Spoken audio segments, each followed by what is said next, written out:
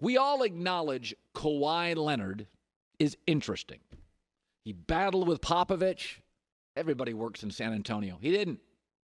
He goes to Canada, acknowledges early, it's really cold, I'm not staying here, but then wins the championship with a bunch of kind of B guys. And then instead of choosing LeBron and dominance, he goes to the Clippers. But Kawhi Leonard has figured something out. He figured it out in San Antonio, whereas they got old, they still won. He figured it out in Toronto, where they had issues, but man, they had good ownership, a good GM, and a nice coach. And that's why he chose the Clippers. In Los Angeles right now, the Clippers have the better owner, the better GM, the better head coach, viewed by many in Doc Rivers, more titles, and the better roster. But it's funny how often the media misses the mark on player moves. Like LeBron to Miami was roundly criticized. It was a great move. It's the best move LeBron ever made. He upgraded owner, GM, coach. Going back to Cleveland was actually a terrible move. Why would you bail on Mickey Harrison, Pat Riley, and Eric Spoelstra? That's a terrible move.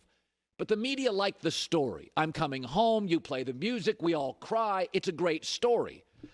Prime example, the Raptors got heat for getting Kawhi. Well, that's 1 year acquisition. It didn't matter. It's Canada. They like hockey. You win one championship in Toronto, you're good for 2 decades. Jimmy Butler gets heat every time he leaves. But he left Minnesota, they got worse. Chicago, they got worse. Philly, they got worse. He chose Pat Riley, Eric Spoelstra, A to A+ with both. That's why Kawhi is fascinating.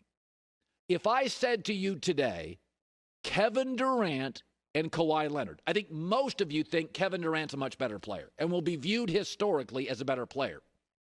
But what's funny about Kevin Durant and Kawhi is I think they're a lot closer than you think. Both have 2 titles. Both have 2 MVPs in those finals. Both have had injury issues. And both are multiple-time All-Stars. Now, Durant has many scoring titles, but Kawhi Leonard may be the single best player in the NBA the last couple of years if you need a bucket. But here's the difference. Kevin Durant left a great owner, a great GM, and a great coach, and a great number 1 teammate. He downgraded in all of those. Kawhi Leonard is a lot sharper than we think. He upgraded in everything because the Clippers, not the Lakers, have the rock-solid owner, Steve Ballmer, with unlimited money. They have Doc Rivers, who's won a title, like Frank Vogel, but Rivers is considered the better coach. They've got a front office that includes Jerry West and Michael Winger. In 5 years, and I think Kawhi is going to win the championship this year, and Kawhi is going to be the MVP of the finals. 3 months from now, it's going to be Kawhi with 3 titles, Kevin with 2. Kawhi with 3 finals MVPs, Kevin Durant with 2. Kawhi the healthiest he's ever been, Kevin Durant still recovering. And Kawhi going forward with the better number 2 teammate, Paul George, more stable, better front office, better owner, better roster.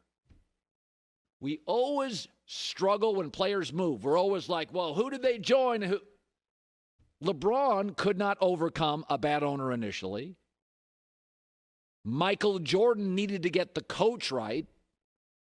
Is that in about 3 months, that Durant, Kawhi Leonard, mismatch. I mean, KD's up here, Kawhi's down there. 3 months.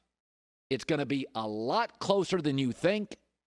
And my argument's going to be in 5 years, Kawhi will be seen as the superior player. Because he's figured out through his NBA journey, you got to choose the owner. You got to choose the GM. You got to choose the coach as much as the roster. Download the all-new Fox Sports app now. Hi, everybody. Thanks for watching. Subscribe here to get the latest from the show. Also, be sure to check out more of the best clips from The Herd or go watch a few segments from other shows on FS1.